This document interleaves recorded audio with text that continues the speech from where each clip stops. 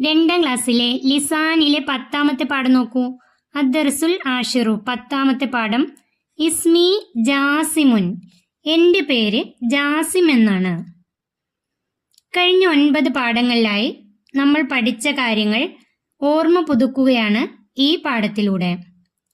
കഴിഞ്ഞ പാഠങ്ങളിലായി പഠിച്ച വാക്കുകൾ ഈ പാഠത്തിലൂടെ ഒരിക്കൽ കൂടി പഠിക്കുകയാണ്. കഴിഞ്ഞ പാഠങ്ങൾ നന്നായി മനസ്സിലാക്കിയവർക്ക് ഈ പാഠം എളുപ്പത്തിൽ പഠിക്കാൻ കഴിയും. ചിത്രത്തിൽ ഒരു ആൺകുട്ടി, അവൻ്റെ കയ്യിൽ ഒരു പുസ്തകമുണ്ട്, ഒരു പേനയുണ്ട്, ബാഗുണ്ട്. നമുക്ക് പാഠം നോക്കാം. ഇസ്മി ജാസിമുൻ, എൻ്റെ പേര് ജാസിം എന്നാണ്.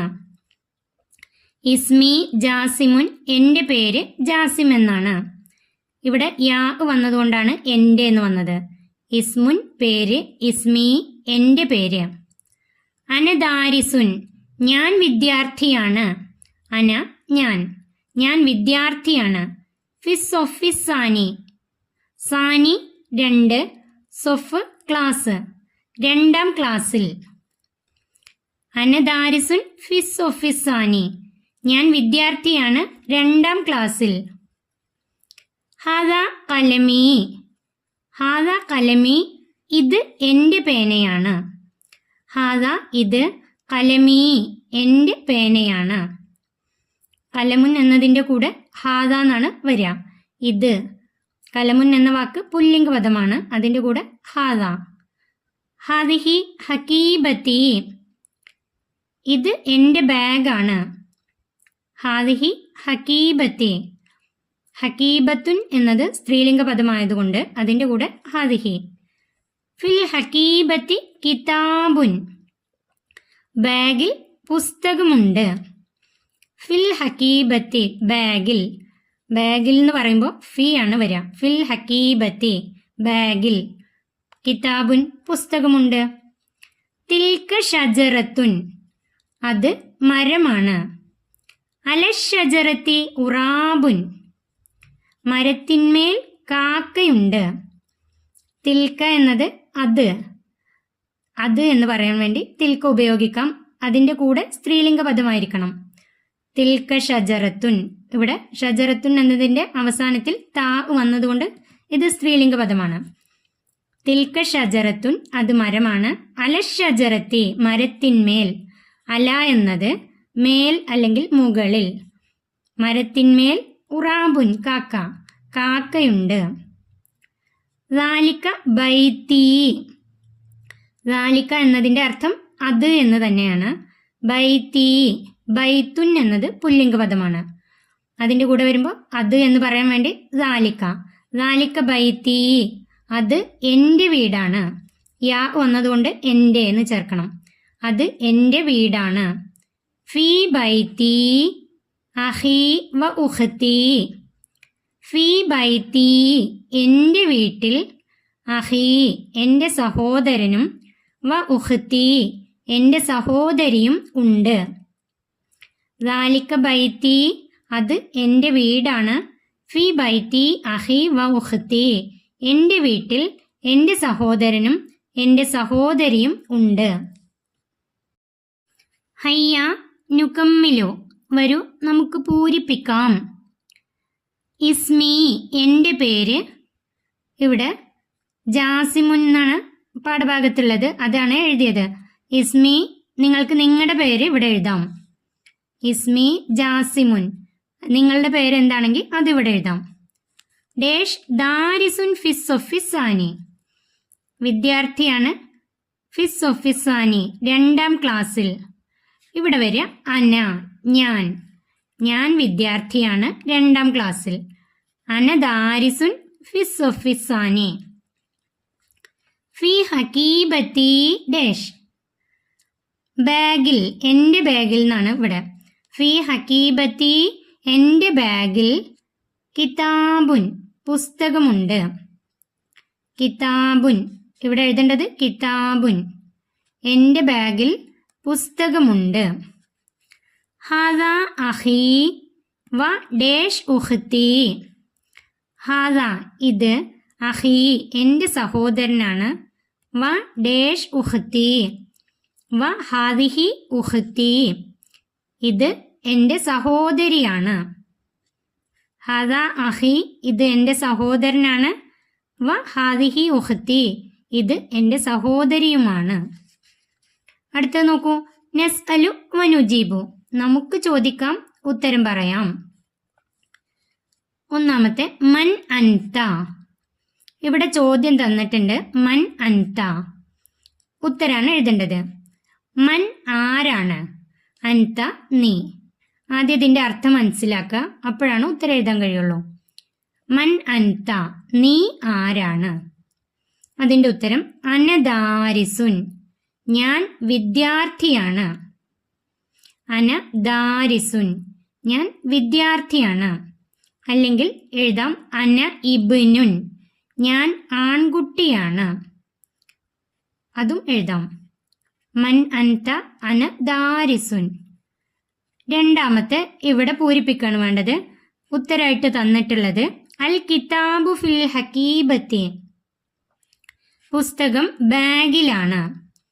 പുസ്തകം ബാഗിലാണ് എന്ന് തന്നിട്ടുണ്ട്. ചോദിക്കേണ്ടത് പുസ്തകം എവിടെ എന്നായിരിക്കും. പുസ്തകം എവിടെ? അപ്പൊ നമുക്ക് വേണ്ട വാക്ക് അൽ കിതാബു എന്നുള്ളതിലത്തെ അതെടുക്കാം, അത് വേണം. ഇനി എന്താണ് വേണ്ടത്? പുസ്തകം എന്നുള്ളതായി. ഇനി എവിടെ, എവിടെ എന്ന് ചോദിക്കാൻ ഐന. അപ്പൊ ഇവിടെ എഴുതാനുള്ളത് ഐനൽ കിതാബു. ഐനൽ കിതാബു, പുസ്തകം എവിടെ? അൽ കിതാബു ഫിൽ ഹക്കീബത്തി, പുസ്തകം ബാഗിലാണ്. അടുത്ത നോക്കൂ, ഐനൽ അബു വൽ ഉമ്മു, ഉപ്പയും ഉമ്മയും എവിടെ? ഉപ്പയും ഉമ്മയും എവിടെ? അതിന്റെ ഉത്തരം എഴുതുമ്പോൾ നമുക്ക് ഈ ഐന എന്നുള്ള ചോദ്യത്തിന്റെ വാക്ക് ഇവിടെ നിർത്തിയിട്ട് ബാക്കിയുള്ളത് എടുക്കാം. അൽ അബു വൽ ഉമ്മു, അത് ഉത്തരത്തിൽ എഴുതാം. അൽ അബു വൽ ഉമ്മു, ഉപ്പയും ഉമ്മയും ഫിൽ ബൈത്തി, വീട്ടിലാണ്. അപ്പോൾ ഐന എന്നുള്ള വാക്ക് നിർത്തിയിട്ട് അൽ അബു വൽ ഉമ്മു അതെടുത്തു കഴിഞ്ഞാൽ അതിന്റെ കൂടെ ഫിൽ ബൈത്തി, ഉപ്പയും ഉമ്മയും വീട്ടിലാണ്. അടുത്ത നോക്കൂ, ഇവിടെ ചോദ്യം എഴുതണം. അൽ ഉറാബു അല ഷജറത്തി, കാക്ക മരത്തിന്മേലാണ്. കാക്ക മരത്തിന്മേലാണ് എന്നതിന്റെ ചോദ്യം കാക്ക എവിടെ? അൽ ഉറാബു എന്നുള്ളത് അതുപോലെ എടുക്കുക, അതിന്റെ കൂടെ എവിടെ. അപ്പൊ എങ്ങനെയായിരിക്കും ചോദ്യം വരിക? ഐനൽ ഉറാബു, കാക്ക എവിടെ? ഐനൽ ഉറാബു. ഇത് എളുപ്പല്ലേ? ഇത് മനസ്സിലാക്കിയിട്ട് പഠിച്ചു വെക്കട്ടോ, പരീക്ഷയ്ക്ക് വരാം. അടുത്തത് നെക്തുബു അർക്കാമുൽ അഅദാദ്. നമ്മൾ 1 മുതൽ 10 വരെയുള്ള സംഖ്യകൾ പഠിച്ചിട്ടുണ്ട് അല്ലേ? അതിന്റെ എണ്ണങ്ങളും പഠിച്ചിട്ടുണ്ട്, അതിന്റെ നമ്പേഴ്സും പഠിച്ചിട്ടുണ്ട്. അറബിയില് വാഹിദുൻ, ഇസ്നാനി, സലാസത്തുൻ, അർബഅത്തുൻ, ഖംസത്തുൻ, സിത്തത്തുൻ, സബഅത്തുൻ, സമാനിയത്തുൻ, തിസ്അത്തുൻ, അശറത്തുൻ, അത് പഠിച്ചിട്ടുണ്ട്. ഇനി നമുക്ക് ഇവിടെ നോക്കാം. നെക്തുബു അർക്കാമൽ അഅദാദ്, എണ്ണങ്ങളുടെ നമ്പറുകൾ എഴുതാം. ഇവിടെ എണ്ണങ്ങളാണ് തന്നിട്ടുള്ളത്, അതിന്റെ നമ്പറുകൾ അത് ഇവിടെ എഴുതാണ് വേണ്ടത്. ഹംസത്തുൻ, ഹംസത്തുൻ എന്ന് പറഞ്ഞാൽ 5, അത് നിങ്ങൾ ഇവിടെ എഴുതാം.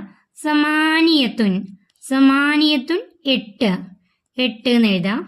അതുപോലെ സബഅത്തുൻ, സബഅത്തുൻ 7, 7. സിത്തത്തുൻ, സിത്തത്തുൻ 6, 6. ഇത് പഠിച്ചു വെക്കുക. 1 മുതൽ 10 വരെയുള്ള ഇതുപോലെ എണ്ണങ്ങളും പഠിച്ചു വെക്കുക, അതിന്റെ നമ്പറുകളും പഠിച്ചു വെക്കാം. അടുത്ത നോക്കൂ, നെക്റൗ വനസ്തഅമിലുൽ മുഫ്രദാത്തില്ലത്തി ദറസ്നാഹ കമാ ഫിൽ മിസാൽ. നെക്റൗ നമുക്ക് വായിക്കാം, വനസ്തഅമിലുൽ മുഫ്രദാത്തില്ലത്തി ദറസ്നാഹ നമ്മൾ പഠിച്ച പദങ്ങൾ ഉപയോഗിച്ച്, കമാ ഫിൽ മിസാൽ ഉദാഹരണത്തിലേതുപോലെ, ഉദാഹരണത്തിലേതുപോലെ നമ്മൾ പഠിച്ച പദങ്ങൾ ഉപയോഗിച്ച് നമുക്ക് വായിക്കാം. ഇവിടെ തന്നിട്ടുള്ള വാക്ക് അന, അന എന്ന് ചേർത്തിട്ട് അനദാരിസുൻ. അന എന്നതിന്റെ അർത്ഥം ഞാൻ. അനദാരിസുൻ, ഞാൻ വിദ്യാർത്ഥിയാണ്. അന ഉസ്താദുൻ, ഞാൻ ഉസ്താദാണ്. ഇനി നമുക്ക് അടുത്തത് തന്നിട്ടുള്ളത് ഹാദ. ഹാദ അതിന്റെ അർത്ഥം ഇത്. ഹാദ ഇബ്നുൻ, ഇത് ആൺകുട്ടിയാണ്. ഹാദ ദീക്കുൻ, ഇത് പൂവൻ കോഴിയാണ്. അതുപോലെ പഠിച്ച വാക്കുകളൊക്കെ നിങ്ങൾക്ക് എഴുതാം. അടുത്ത നോക്കൂ, ഹാദിഹി. ഹാദിഹി ഇത് എന്ന് തന്നെയാണ്. ഹാദ എന്നത് പുല്ലിംഗ പദത്തോടൊപ്പം, ഹാദിഹി എന്നത് സ്ത്രീലിംഗ പദത്തോടൊപ്പം. ഹാദിഹി ഹിറത്തുൻ, ഇത് പൂച്ചയാണ്. ഹാദിഹി സഹ്റത്തുൻ, ഇത് പൂവാണ്.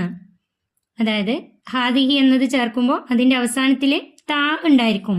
ഹിറത്തുൻ അതിൻ്റെ അവസാനം താ വന്നിട്ടുണ്ട്. സഹ്റത്തുൻ അതിൻ്റെ അവസാനം താ വന്നിട്ടുണ്ട്. അതുപോലെ നിങ്ങൾക്ക് ഇഷ്ടമുള്ള പദങ്ങൾ ഇവിടെ ചേർക്കാം. അൻത, അൻത ഇബ്നുൻ. അൻത എന്നതിൻ്റെ അർത്ഥം നീ. അൻത ഇബ്നുൻ, നീ ആൺകുട്ടിയാണ്. അൻത ഉസ്താദുൻ, നീ എന്നല്ല, ഉസ്താദ് എന്ന് പറയുമ്പോൾ നിങ്ങൾ ഉസ്താദാണ്. നിങ്ങൾ ഉസ്താദാണ്. അടുത്ത നോക്കൂ, അൻതി. അൻതി എന്നത് നീ എന്ന് തന്നെയാണ് അർത്ഥം, പക്ഷെ സ്ത്രീലിംഗ പദത്തോടൊപ്പമാണ് വരിക. അൻതി എന്നത് ഒരു പെൺകുട്ടിയോടാണെങ്കിൽ നീ എന്ന് പറയാൻ വേണ്ടി അൻതി. അൻതി ബിൻതുൻ, നീ പെൺകുട്ടിയാണ്. അൻതി ദാരിസത്തുൻ, നീ വിദ്യാർത്ഥിനിയാണ്. ദാരിസത്തുൻ എന്നതിൻ്റെ അർത്ഥം വിദ്യാർത്ഥിനിയാണ് അല്ലെങ്കിൽ പഠിക്കുന്നവളാണ്. ഇനി അടുത്തത് മാ. മാ എന്നത് അതിൻ്റെ അർത്ഥം എന്താണ്. മാ എന്താണ്. മാ ഹാദ, ഇത് എന്താണ്. അത് ചോദ്യമായിട്ടാണ്, ചോദിക്കാനാണ് ഉപയോഗിക്കുക. മാ ഹാദ, ഇത് എന്താണ്. മാ ഹാദിഹി, ഇത് എന്താണ്. ഹാദ എന്നതിൻ്റെയും ഹാദിഹി എന്നതിൻ്റെയും അർത്ഥം ഇത് എന്ന് തന്നെയാണ്. ഇത് എന്താണ്. അത് പുല്ലിംഗ പദത്തോടാണെങ്കിൽ ഹാദ എന്നും സ്ത്രീലിംഗ പദത്തോടാണെങ്കിൽ ഹാദിഹി എന്നും. അതുപോലെ മൻ. മൻ ആരാണ്.